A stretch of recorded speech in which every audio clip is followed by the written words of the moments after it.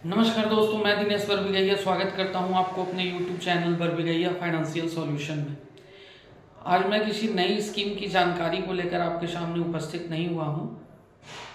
आज मैंने ये वीडियो इसलिए बनाया है ताकि मेरे एक क्लाइंट ने मुझसे एक सवाल किया है और जो जवाब मैंने उससे दिया है उस जवाब को मैं आपसे शेयर करना चाहता हूँ और चाहता हूँ कि आप इस जवाब से खुद भी कुछ सीखें, समझें और इस वीडियो को दूसरे के साथ शेयर करके उसे भी समझने में मदद करें।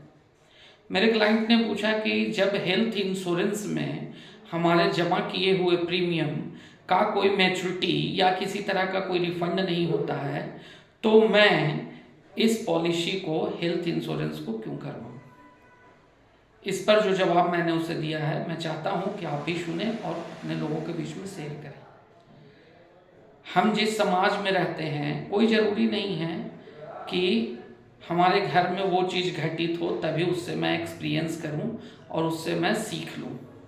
हमारे आसपास हम लोग देखते हैं या मैं खुद देखता हूं, उससे भी मैं सीख सकता हूं।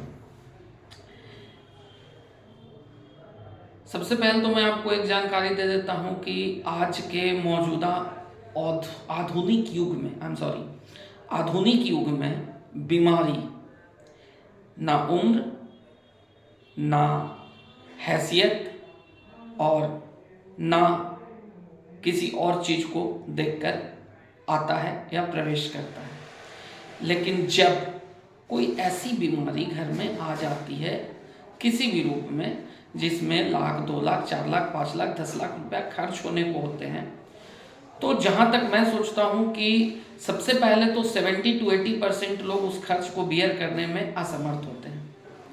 जो 20-30% लोग उसको बियर करने में सामर्थ्यवान होते भी हैं, वो सबसे पहले ये चाहते हैं कि किसी तरह से इस खर्च से छुटकारा मिल जाए, तो वो किसी दूसरे पैथी के तरफ मूव होते हैं, अपना पैर आगे बढ़ाते हैं।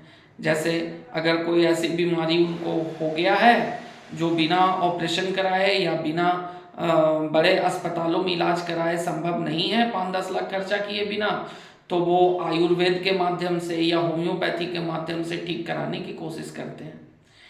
ये दोनों साधन कितना कारगर है मैं उस पर बात नहीं करूँगा, केवल इतना बताना चाहूँगा कि जो 20-30% लोग भी सामर्थ्यवान हैं इलाज कराने में, सबसे पहले वो अपने जो लिक्विड पैसा रखे होते हैं घर में सेविंग्स अकाउंट में वो निकालते हैं। वो कम पड़ता है तो कुछ सेविंग्स को तोड़ते हैं, जैसे LIC से लोन लेना, अपने बचत किए हुए बैंकों के FDs को तोड़ करके पैसा निकालना।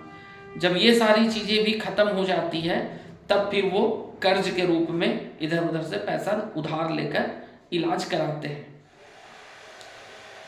परंतु अगर एक 10 लाख रुपए का पॉलिसी कराया जाए हेल्थ इंश्योरेंस, जिसमें 35 साल के उम्र तक पर केवल 9,372 रुपये प्रीमियम आता है, लगभग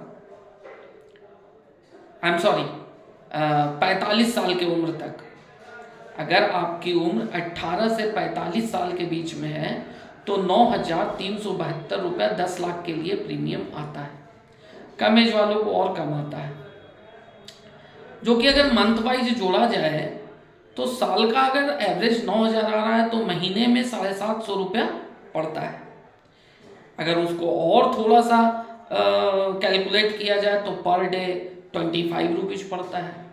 तो क्या हमारी खुद की जिम्मेदारी नहीं बनती कि मैं अपने स्वास्थ्य के लिए, अपने बेहतर स्वास्थ्य के लिए 25 रुपीज़ पर डे का खर्च बियर करूं?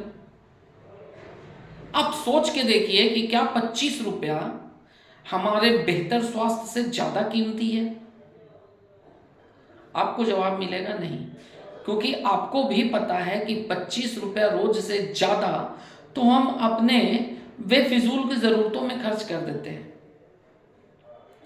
बेफिजूल की ज़रूरतों कहने का मतलब कि ऐसी ज़रूरतें जो ना भी पूरा किया जाए तो शायद समय कट सकता है, ज़िंदगी चल सकती है, लेकिन हम इससे ज़्यादा पैसा खर्च कर देते हैं। परंतु वही 25 रुपीज़, वही 25 रुपया क्या अपने बेहतर स्वास्थ्य के भविष्य के लिए नहीं खर्च कर सकते? फाइनली जब मैंने उस क्लाइंट को ये जवाब दिया और आसपास के कुछ लोगों के बारे में मैंने बताया कि कैसे वो इस पॉलिसी से लाभान्वित हुए हैं, तो उन्होंने बिना समय गवाए खुद की वाइफ की पॉलिसी ले ली। शायद मेरे जवाब से आप अगर संतुष्ट हैं तो आप मुझे ज़रूर कॉल करेंगे हेल्थ इंश्योरेंस लेने के लिए। धन्यवाद।